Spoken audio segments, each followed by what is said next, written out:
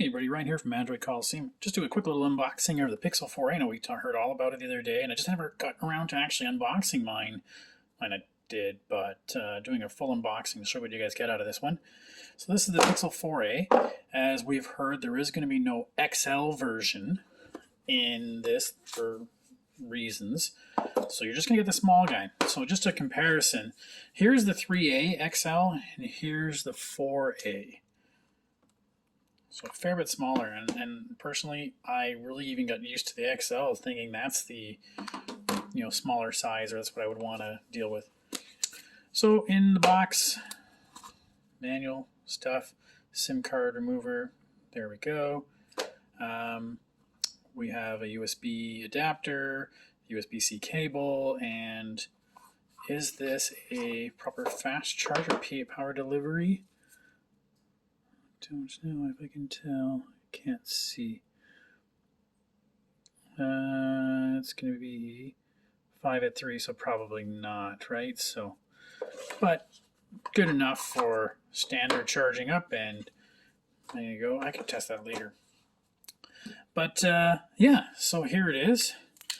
It looks exactly like the 4. Where is my 4? My 4XL. Right, so there's the 4A, the 4XL. In terms of size difference, that's a massive difference. Otherwise, it's got, that little camera square bump, but only has the one camera versus the duals there. But my favorite thing is it has a fingerprint sensor. That's going to be my saving grace for this guy here.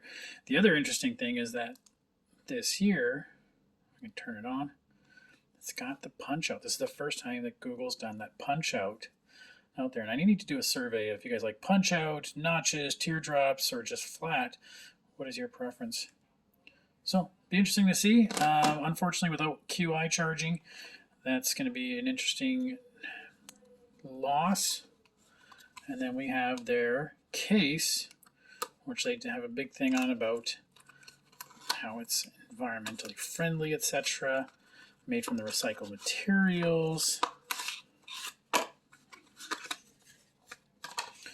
And it's very similar to any of the other cases we've seen already. The material style, the nylon kind of feel to it, made out of the recycled products.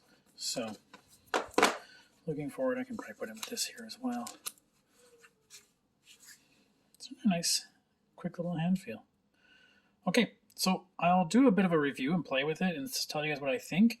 Obviously, it's not going to stand up to the test of like a full flagship, but at least we have an economical version of that for those who do want to spend the full dollars, but still a really good camera. Okay, thanks everybody. Talk to you later.